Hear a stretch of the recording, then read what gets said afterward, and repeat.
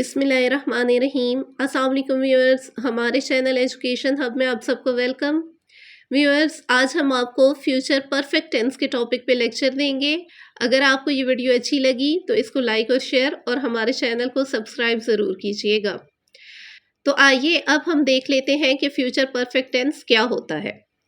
Future perfect tense is used to talk about something that will be completed by a certain time in the future. Future perfect tense ऐसे काम का बताने के लिए इस्तेमाल करते हैं जो मुस्तकबिल में एक ख़ास वक्त तक मुकम्मल हो चुके होंगे। व्यूअर्स, ये तो थी फ्यूचर परफेक्ट टेंस की इंग्लिश और उर्दू में डेफिनीशन। अब हम फ्यूचर परफेक्ट टेंस की उर्दू में पहचान देख लेते हैं। तो फ्यूचर परफेक्ट टेंस की उर्दू में पहचान ये होती है कि जुमले के आखिर में चुका होगा, चुकी होगी, चुके होंगे, लिया होगा, लिए होंगे वगैरह आता है। ये वो अल्फाज हैं जो जब जुमले के आखिर में आते हैं तो हमें ये पता चलता है कि ये फ्यूचर परफेक्ट टेंस है।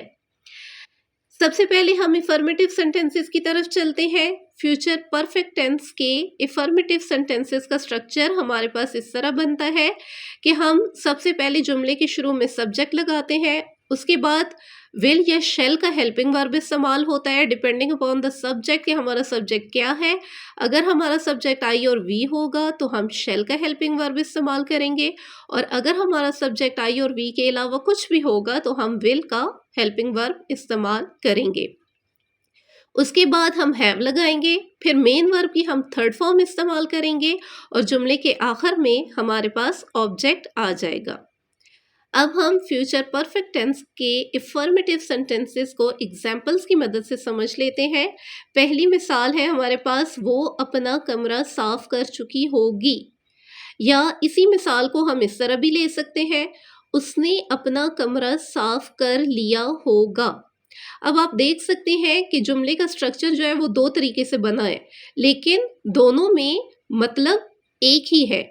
और जुमले के पहले जुमले के आखिर में जो हमारे पास अल्फाज हैं वो है चुकी होगी, और दूसरे जुमले के आखिरी अल्फाज हैं लिया होगा। तो ये दोनों इसी बात की तरफ इशारा करते हैं कि ये फ्यूचर परफेक्ट टेंस है। अब जब हम इसकी इंग्लिश फॉर्मेशन करेंगे तो हम अपने इफर्मेटिव सेंटेंसेस का स्ट्रक्चर ज़हन में रखते हुए इन दोनों जुमलों को इंग्लिश में ट्रांसलेट करेंगे, और दोनों की एक ही फ्यूचर परफेक्ट टेंस के स्ट्रक्चर के हिसाब से हमारे पास इंग्लिश ट्रांसलेशन बनेगी। सबसे पहले हमारे पास सब्जेक्ट आ जाएगा शी, और शी जैसा कि मैंने आपको बताया कि आई और वी के अलावा कोई भी हमारे पास सब्जेक्ट होगा तो हम उसके साथ विल का हेल्पिंग वर्ब इस्तेमाल करेंगे। तो हम शी के साथ विल का हेल्पिंग वर्ब इस्तेमाल करेंगे, उसके बाद हैव लगाएंगे। फिर हम साफ करने को इंग्लिश में क्लीन कहते हैं, और क्लीन की हम थर्ड फॉर्म यानी मेन वर्ब की थर्ड फॉर्म क्लीन्ड इस्तेमाल करेंगे। क्लीन के आगे ईडी लगाने से हमारे पास ये थर्ड फॉर्म आ जाएगी, और आखिर में हमारे पास ऑब्जेक्ट आ जाएगा जो कि इस जुमले में हर रूम है। तो हमारे पास इंग्लिश फॉर्मेशन बन जाएगी she will have cleaned her room. इसी तरह हम एक मिसाल देख लेते हैं जिसमें हमारा सब्जेक्ट आई होगा, तो उसके साथ हम शेल का हेल्पिंग वर्ब इस्तेमाल करेंगे, जैसा कि इस मिसाल में है, मैं अपनी ड्राइंग मुकम्मल कर चुका हूँगा। अब आप देख सकते हैं कि यहाँ पे हमारा सब्जेक्ट आई है, तो उसके साथ हमने शेल का हेल्पिंग वर्ब इस्तेमाल किया, उसके बाद हैव का इजाफा किया, फिर हमने कंप्लीट की थर्ड फॉर्म कंप्लीटेड इस्तेमाल की, और आखिर में हमने ऑब्जेक्ट लगाया। तो हमारा कंप्लीट स्ट्रक्चर बन गया I shall have completed my drawing.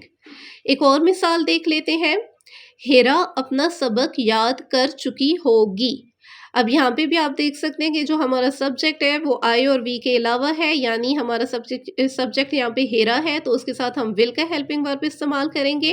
तो हमारी जो इंग्लिश ट्रांसलेशन बनेगी, हेरा अपना सबक याद कर चुकी होगी, वो कुछ इस तरह बन जाएगी, Hera will have learned her lesson. अब यहाँ पे देख सकते हैं आप कि हमने लर्न जो हमारा मेन वर्ब था उसकी थर्ड फॉर्म इस्तेमाल की, लर्नड। नेक्स्ट हम चलते हैं इंट्रोगेटिव सेंटेंसेस की तरफ। तो इंट्रोगेटिव सेंटेंसेस का स्ट्रक्चर हमारे पास फ्यूचर परफेक्ट टेंस में इस तरह बनेगा कि हम विल या शेल का हेल्पिंग वर्ब जुमले के शुरू में ले आएंगे, उसके बाद हम सब्जेक्ट लगाएंगे, उसके बाद हैव का इस्तेमाल किया जाएगा, फिर मेन वर्ब की थर्ड फॉर्म आ जाएगी और आखिर में हमारे पास ऑब्जेक्ट आ जाएगा। अब हम इंट्रोगेटिव सेंटेंसेस को भी एग्जाम्पल की मदद से समझ लेते हैं। पहली मिसाल है हमारे पास, क्या हम मरी पहुंच चुके होंगे। अब आप देख सकते हैं कि यहाँ पे हमारा सब्जेक्ट वी है, तो हमने जुमले के शुरू में शेल का हेल्पिंग वर्ब इस्तेमाल किया, शेल वी हैव रीच्ड मरी। अब आपने देखा कि हमने जुमले के शुरू में हेल्पिंग वर्ब शेल इस्तेमाल किया, उसके बाद सब्जेक्ट लगाया, उसके बाद हमने हैव का इस्तेमाल किया, फिर हमने रीच की थर्ड फॉर्म यानी मेन वर्ब की थर्ड फॉर्म इस्तेमाल की, आखिर में ऑब्जेक्ट आ गया। और जैसा कि ये हमारा इंट्रोगेटिव सेंटेंस है, तो जुमले के आखिर में क्वेश्चन मार्क आ जाएगा। नेक्स्ट एग्जाम्पल है, क्या तुम अपनी कार धो चुके होगे। अब यहाँ पे हमारा सब्जेक्ट यू है, तो यू के साथ हम विल का हेल्पिंग वर्ब इस्तेमाल करते हैं, जो कि इंट्रोगेटिव सेंटेंस में जुमले के शुरू में आ जाएगा। तो will you have washed your car, ये हमारा इंग्लिश स्ट्रक्चर बन जाएगा, क्या तुम अपनी कार धो चुके होगे का। नेगेटिव सेंटेंसेस को भी देख लेते हैं। तो नेगेटिव सेंटेंसेस का स्ट्रक्चर हमारे पास फ्यूचर परफेक्ट टेंस में इस तरह बनेगा कि हम सब्जेक्ट के बाद विल या शेल का हेल्पिंग वर्ब इस्तेमाल करेंगे, उसके बाद हम नॉट का इजाफा करेंगे, जो कि हमें ये बताएगा कि ये नेगेटिव सेंटेंस है। उसके बाद हम हैव का इस्तेमाल करेंगे, फिर मेन वर्ब की थर्ड फॉर्म आ जाएगी और जुमले के आखिर में ऑब्जेक्ट आ जाएगा। अब हम फ्यूचर परफेक्ट टेंस के नेगेटिव सेंटेंसेस को भी एग्जाम्पल्स की मदद से समझ लेते हैं। पहली मिसाल है हमारे पास, हम दरिया पर नहीं पहुंच चुके होंगे। We shall not have reached the river.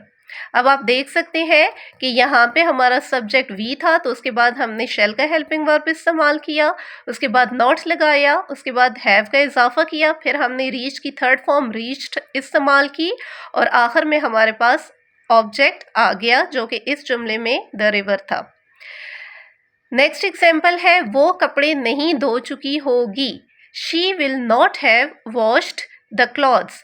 अब आप देख सकते हैं कि यहाँ पे हमारा सब्जेक्ट शी था, तो उसके बाद हमने विल का हेल्पिंग वर्ब इस्तेमाल किया, उसके बाद हमने नॉट लगाया, फिर हैव और उसके बाद मेन वर्ब की थर्ड फॉर्म यानी वॉश की थर्ड फॉर्म वॉश्ड इस्तेमाल की और आखिर में हमारे पास ऑब्जेक्ट आ गया। उम्मीद है व्यूअर्स आपको हमारी वीडियो अच्छी लगी होगी। Thanks for watching. अल्लाह हाफिज़।